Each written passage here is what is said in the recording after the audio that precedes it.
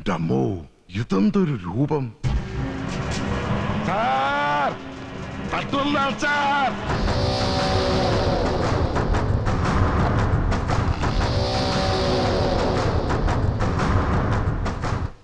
കോൺസാൽവസ് ആളെ അയക്കാന്ന് പറഞ്ഞപ്പോ ഞാൻ ഇത്രയ്ക്ക് പ്രതീക്ഷിച്ചില്ല.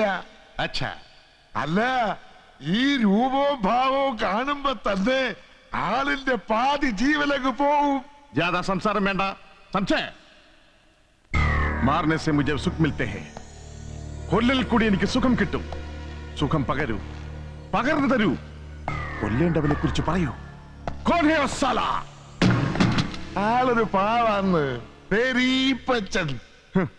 പാവങ്ങളെ ഞാൻ കൊല്ലാറില്ല. ബുദ്ധിയും ശക്തിയുള്ളവരായിരിക്കണം എന്റെ ഇരകൾ. ഏയ്, അങ്ങനെ പാവൊന്നുമല്ല. ആള് വിഷമാ, വിഷം. ഞാനും വിഷമാ. मैं विषु हूं. मुझे कोला करने के बाद कुटबोध नहीं होगा. അയ്യോ നട്ടുള്ളാല്, ഉള്ള ഹിന്ദി മലയാളത്തിൽ പറഞ്ഞാ മതി, എനിക്ക് മനസ്സിലാവും. ജി ഹാ. ബോംബെയിൽ ഞാൻ ബോംബെറിൽ കൊന്നു. കൽക്കട്ടയിൽ ഞാൻ കത്തിയെടുത്തു. മദ്രാസിൽ ഞാൻ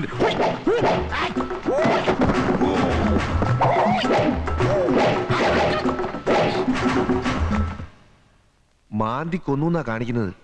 ഓഹോ, മാന്താനായി. മതി, അത്രയും മതി.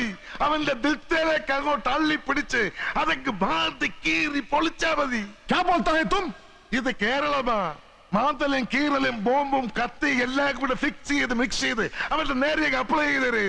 ഉപദേശം വേണ്ട. എങ്ങനെ കൊല്ലണമെന്ന് എനിക്കറിയാം.